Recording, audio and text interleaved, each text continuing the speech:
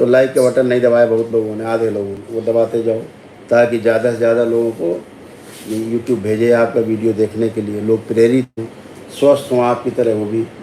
दूसरा कि माता कामाख्या के दरबार जो जाने वाला जो कार्यक्रम है वो आप सभी के लिए सूचना है कि माँ कामाख्या के दरबार में जाने का कार्यक्रम था वो दरबार की ओर से निरस्त कर दिया गया है। उसके पीछे कारण है कि माँ के मंदिर में जो जीव हत्याएं हो रही हैं, माँ के मंदिर में जो बलि के नाम पर यज्ञ हिंसा हो रही है, वो सभी लोग आप लोग जान ही रहे होंगे कि जीव हत्या एक अपराध है और प्रत्येक जीव में ईश्वर का वास है। तो बकरे में, भेड़े में, भैंसे में भी जिन जीव जंतुओं को बलि दी जाती है उन सभी में ईश्वर का वास है ही। तो दरबार की दृष्टि में ये एक बहुत बड़ा अपराध है। जीव बलि किसी भी रूप में कोई भी सनातन धर्मी स्वीकार नहीं करेगा। ये सब तामसिक और अप्राकृतिक कार्य करने वालों के कृत्य हैं जिन्हें दरबार की भी समर्थन नहीं करता। माँ कामाख्या के दरबार ग्राम करौली में, कानपुर में स्थित है और माँ पूरी तरह यहाँ पर स्थिर है, अपने पूर्ण स्वरूप में यहाँ पर विद्यमान है, जिनका अंश माँ कामाख्या में विद्यमान है।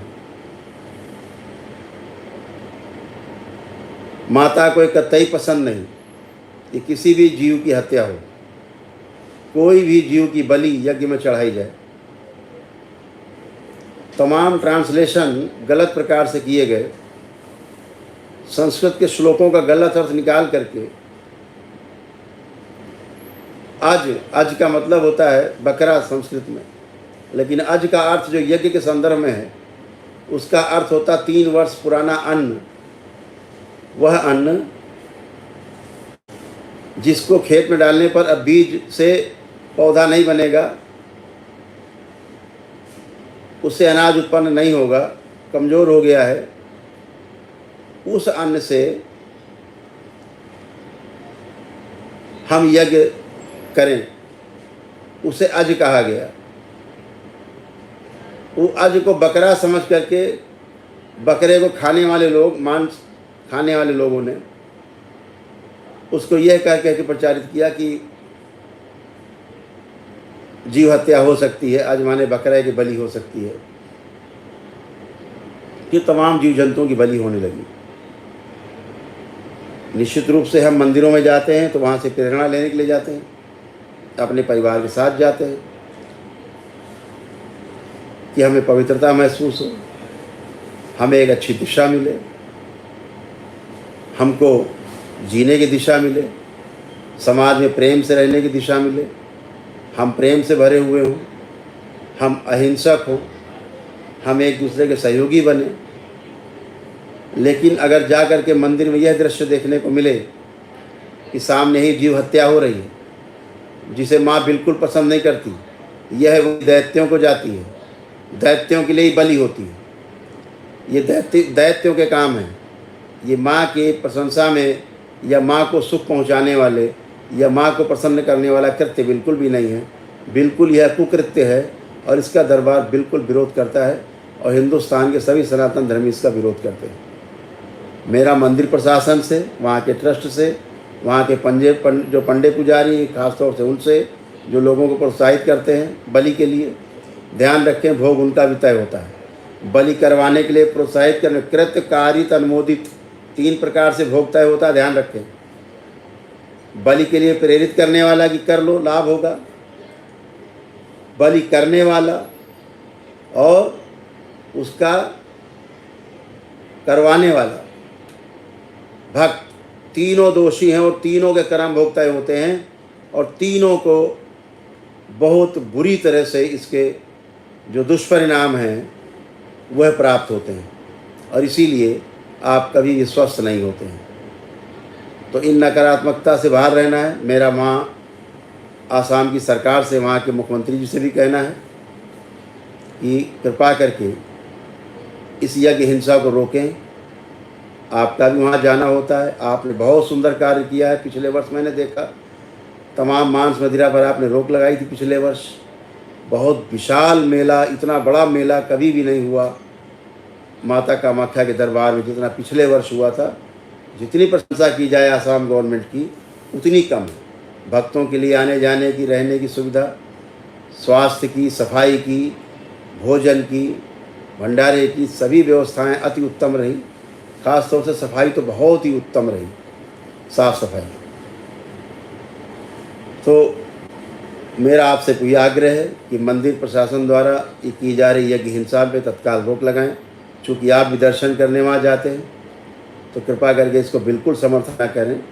और मेरा आपसे आग्रह है प्रेम पूर्वक कि आप वहाँ के ट्रस्ट को, मंदिर प्रशासन को समझाएं कि यज्ञ हिंसा छोड़ें और प्रेम का संदेश पूरे विश्व में जाए। माँ कामाख्या के दरबार जो विख्यात है वो जीवनदायी दरबार के रूप में है। वह पूरा दरबार यहाँ ग्राम करौली में, करौली सरकार के नाम से, करौली शंकर महादेव के नाम से माँ की शक्तियों से ओतप्रोत है। माँ स्वयं यहाँ उपस्थित है। माँ स्वयं यहाँ वर देने की मुद्रा में यहाँ पर उपस्थित है। और माँ की उपस्थिति के कारण यहाँ आए व्यक्ति एक दिन में ही स्वस्थ होते हैं। जो तमाम उनके साध्य रोग हैं एक दिन में ही समाप्त हो जाते हैं। 400 प्रकार के कष्टों की, रोगी नकारात्मक स्मृतियाँ सब नष्ट होती हैं।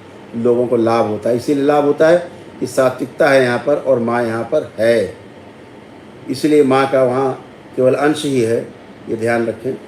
तो माँ को प्रसन्न रखने के लिए कि माँ का वो स्थान सुरक्षित रहे, सदा पवित्र रहे और माँ वहाँ प्रकाशित रहे उस नीलगिरी पर्वत पर, और पूरे विश्व को पूरे दिशा देती रहे माँ और पूरी सुरक्षा देती रहे। इसलिए यज्ञ बलि वहाँ पर रोकी जाए। इसी के यज्ञ बलि होने के वहाँ पे विरोध में हम लोग मंदिर में प्रवेश नहीं कर रहे हैं। और जब तक यज्ञ बलि वहाँ बंद नहीं हो जाएगी मंदिर परिसर के अंदर से, तब तक करौली शंकर महादेव के दरबार से कोई भी भक्त माँ के दरबार में दर्शन नहीं करने जाएगा। हम सारे दर्शन अपने माँ के मंदिर में जो यहाँ करौली धाम में स्थिर है यहीं करेंगे। माँ यहाँ पे प्रकाशित है, सुशोभित है माँ यहाँ पर, हम सबकी संरक्षिका है माँ, तो हम सब यहीं दर्शन करेंगे। हम सारा उत्सव अपना यहीं करौली शंकर महादेव धाम में, ग्राम करौली कानपुर में ही मनाएंगे।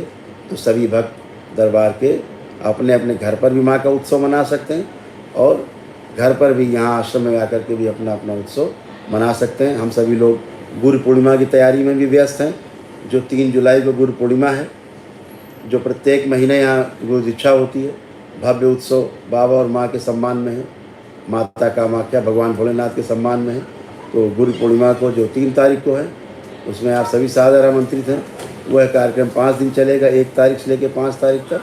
तो सभी भक्त जो दरबार के दीक्षित भक्त हैं, बाबा माँ से दीक्षा प्राप्त करना चाहते हैं बाबा से, वह लोग भी जो दीक्षित हैं, तंत्र के दीक्षित, मंत्र दीक्षित हैं, लेवल 1 लेवल 2 के लोग हैं, वो सभी आएंगे। माँ इसी गुरु पूर्णिमा को लेवल 3 की दीक्षा भी संपन्न होगी।